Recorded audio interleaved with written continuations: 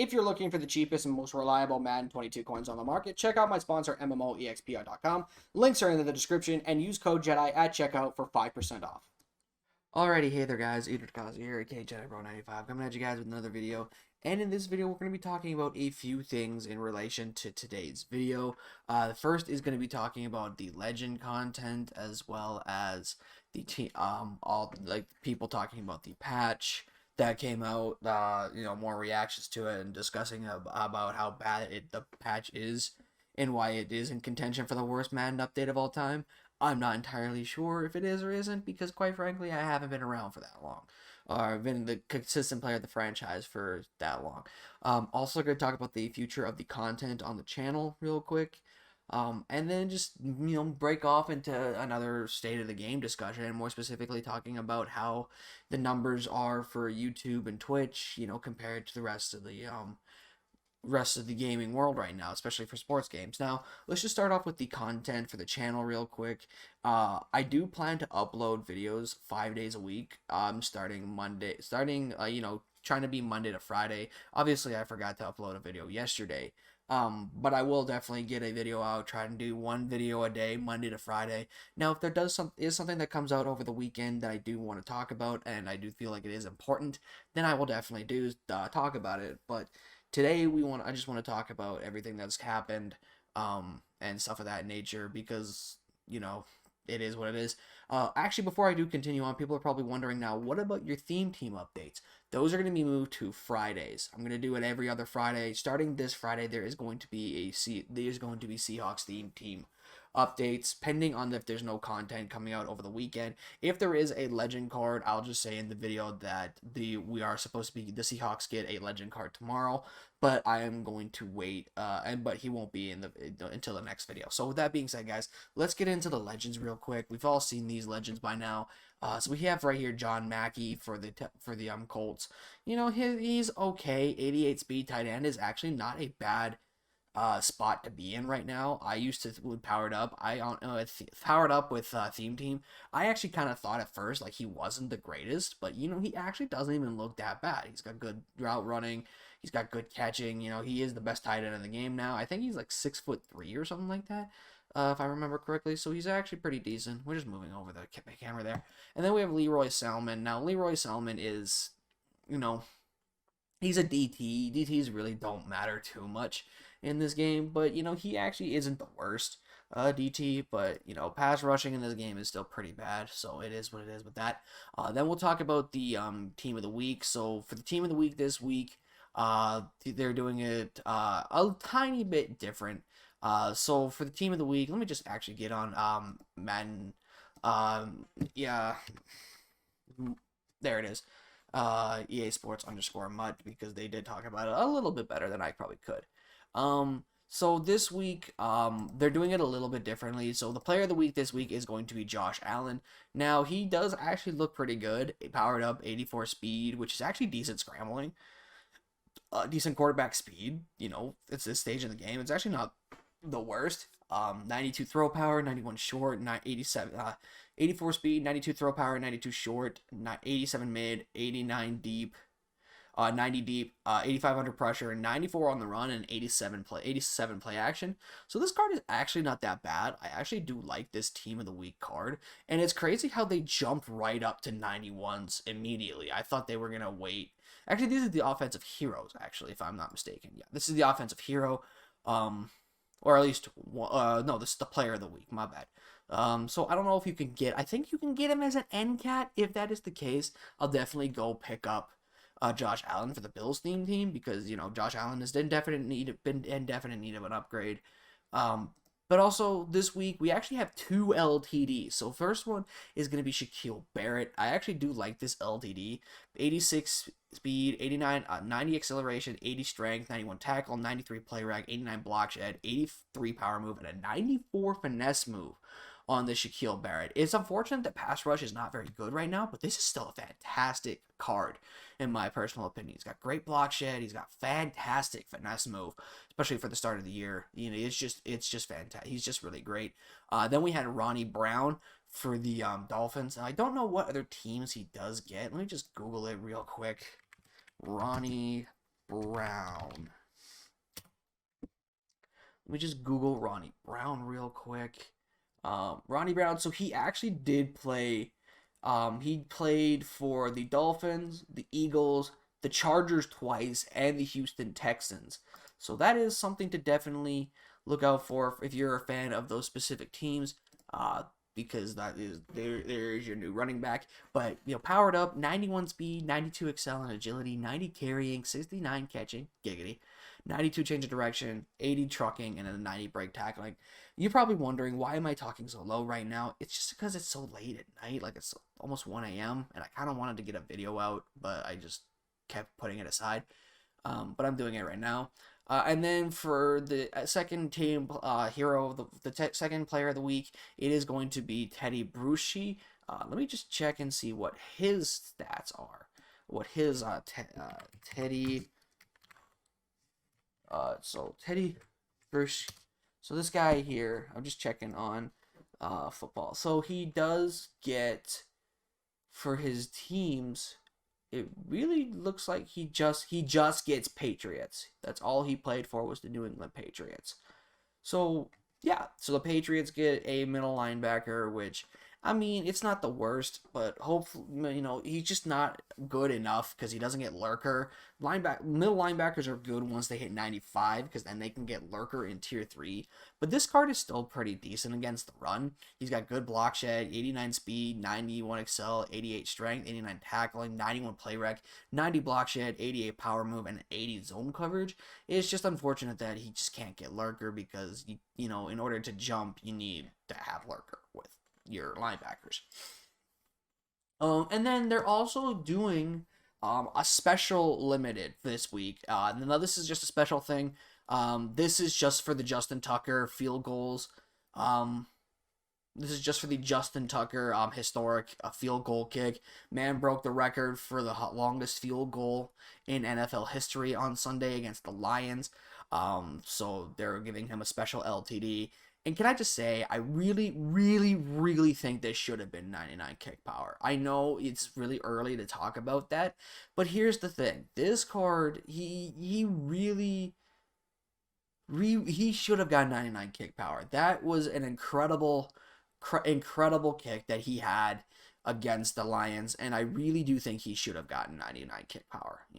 I know it's really early, but you know what? Here's the thing. If you get Justin Tucker, if he had 99 kick power, you'd never have to buy another kicker for the rest of the year. Quite honestly, never. Because you get this 92 Justin Tucker with 99 kick power, and you're set. You no longer have to invest anything into a new kicker. So I think that would have been good to get a 99 Justin Tucker, a 99 kick power Justin Tucker. But I still do like the card, and I do think that he definitely did deserve an LTD for this game, for his record-setting performance. Now let's talk about the worst Madden update of all time, and I'm going to be using guys like Eric Wayrather, and going to be using Gut Fox, because they actually made a couple of good videos about it that I did watch. So we're going to skip over to right here. So we're going to watch this play here. Now, just to showcase this is the play right here. Let me just put full screen on real quick. So as you can see, now this right here is Marlon Humphrey, okay? So he's basically explaining how Marlon Humphrey, when he's dropping into his deep third, look how he just straight up does nothing. Because Chris Godwin, let me change the look of the camera here, okay? Here's Chris Godwin right here, okay? Like, here's Chris Godwin. Now watch what Marlon Humphrey is doing. He zooms out and everything. Look at the space he's giving up on this route. Mind you, the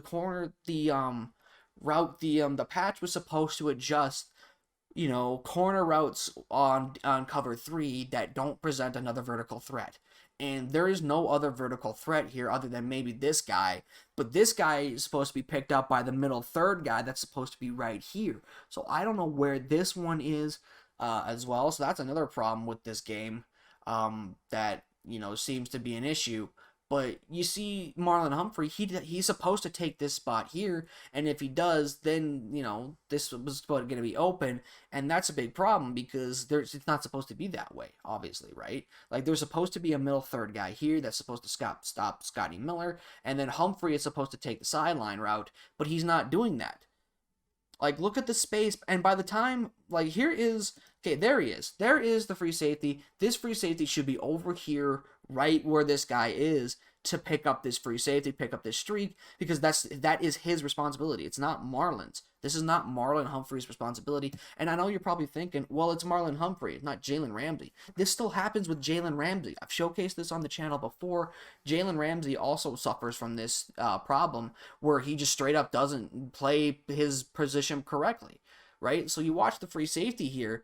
This is absolutely mind-blowing to me that he just doesn't, like, he just straight up does nothing. Like, look what he's doing. He doesn't attempt to go after this guy here. Hang on, let me zoom out the camera, the thing a little bit. There we go. Let's just do that.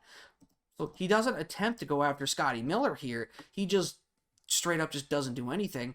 And as a result, you know, if the person that was throwing this ball chose to throw this, if he just did a lob pass and led it to the corner here, he's got a touchdown, right? And that's the one thing that they were supposed to stop, was these bombs over the top. Now, I don't mind cover 3, cover 4, cover 2 beaters, because those do exist. There are concepts in the NFL that are route combinations that are supposed to be covered. They're supposed to be specific types of coverages. For example, a smash concept, which is a hitch route and a corner route. That's designed to beat cover 2 because it's supposed to occupy the flat defender, and then the corner route gets onto the sideline just underneath the cover 2 deep zone, but over the top of the flat zone. Cover 3, sideline, cover 3, if you do, like, for example, a streak and a corner in a deep blue on that side of the field, that corner route's supposed to get underneath, then that makes sense, because obviously that corner route, that corner or that middle third is supposed to take the deepest threat and give up the underneath so they can live to see another down. A dagger concept is also designed to beat a cover 3 because the streak goes straight up and occupies the free safety and the cornerback, while the dig route, the gigantic in route, is supposed to get underneath and get underneath those free safeties. That's another one. For example, a post and a corner route at the same time. Like, if you're doing a post route on one side and then you do a corner route going to that sideline, that should be cover 4 because those defenders are just focusing on dropping back. And if you do a post route where that one of the inside quarters are, then the corner route is supposed to slide underneath again. Those are the examples called pull routes. They're supposed to pull the defensive backs away to make them respect that specific situation and respect that route. And then that concept, the other route is supposed to get open underneath. The corner route underneath a streak is a pull. The streak is a pull route. The hitch in the corner route, the hitch is a pull route. I believe in that concept because the corner route is supposed to get open. The pull route for the streak and the deep in for a cover 3 beater, that is supposed to be, the streak is a pull route. So it's just crazy how we have something like this that just straight up for cover 3 just doesn't do anything. And then when you look at something like this, look at this concept, okay? Now Antonio Brown and Chris Godwin are lined up like this. Now you see you see Antonio Brown, he's on a fade route here, right? Now, if I remember correctly, this is supposed to be a cover 3, okay? This is supposed to be a cover 3 sky or something like that. I believe it is this guy. The strong safety is supposed to come down to the flat. Now, people wondering what's the difference between Buzz, Sky, and what was the other one? It was Buzz, Sky, and something else. I can't remember. But it basically, to summarize that, because I never knew this until recently, that is basically to determine who is in the flat route. So Buzz is supposed to be a linebacker. Buzz, Sky, and Cloud. Buzz is supposed to be the linebacker, Sky is a safety, and then Cloud is a corner, right? So this is supposed to be cover 3 Sky, if I remember correctly from the play call in this video. Now you see Antonio Brown here, he's running a streak, So the call is a cover 3 sky. So this guy is supposed to drop here, this guy is supposed to drop here, and then this outside corner is supposed to go down. This strong safety is supposed to drop in here. Now, honestly, cover 3 sky should actually bag this, in my personal opinion, unless you have... Yeah, it should. And you're giving up a flat route, because the strong safety should take this corner, the outside third here should actually take this streak route, and then the inside third, Devin McCourtney, should actually take this post pattern. Obviously, you got Mike Evans over here on an island, and then you got this flat route coming underneath, right? So this flat route should be actually what is going to get open. But watch what happens when you call this play. Now, well, actually, before this play goes on, originally this is actually supposed to be like an option route, like an option hitch route, and then or an option out. But watch the play. Like, look, what the fuck is this? What is this guy over here doing? He's not playing anybody. He's straight up not doing anything. You see, let me back up just a few seconds.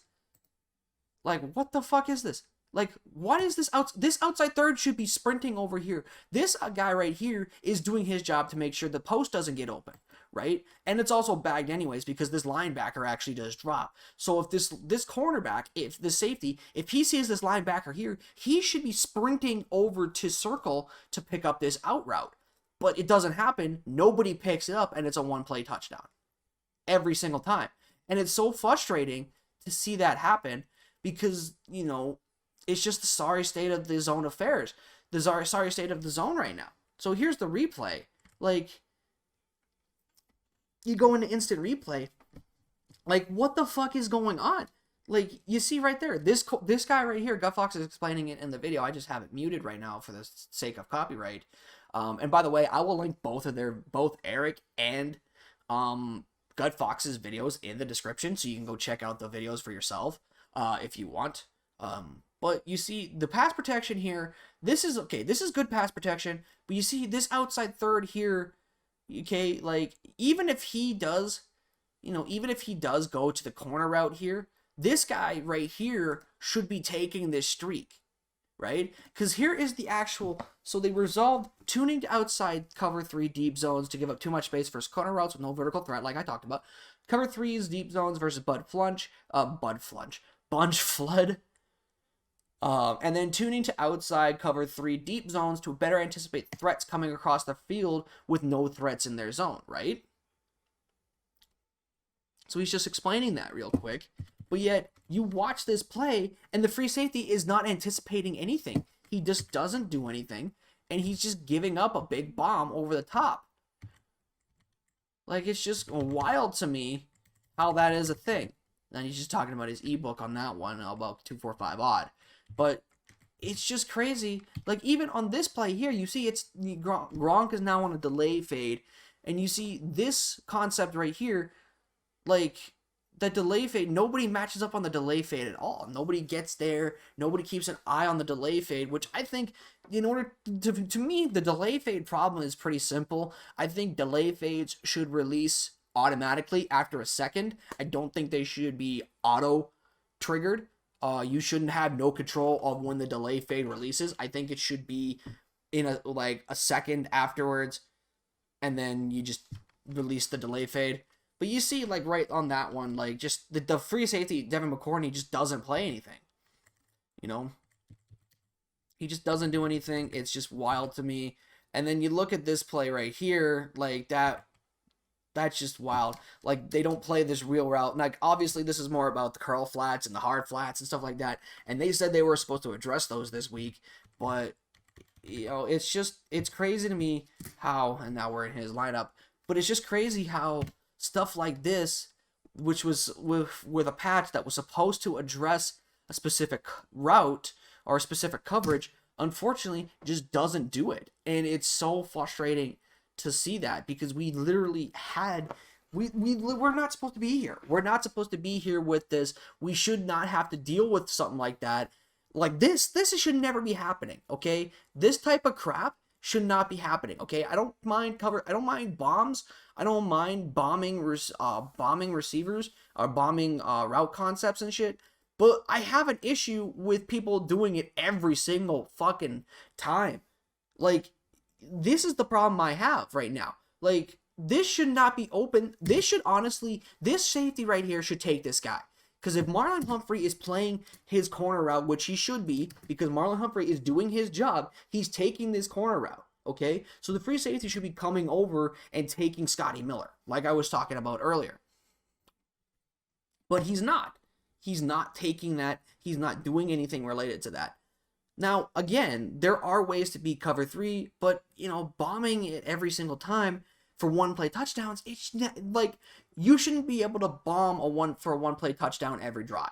You really should not be, okay? You can have beaters, sure, but having one-play touchdowns every drive? Nah, fam, that should not be a thing, but that's all I got to say about that. And then when it comes to the game, you know, it's really quite just, it's very apparent how much of an issue right now the game it has when it comes to stuff like that. So whatever, that's going to be the end of the video, guys. I hope you guys did enjoy. Hit the like button if you guys did. Subscribe if you guys are new. And I'll see you guys in the next one. I'm out.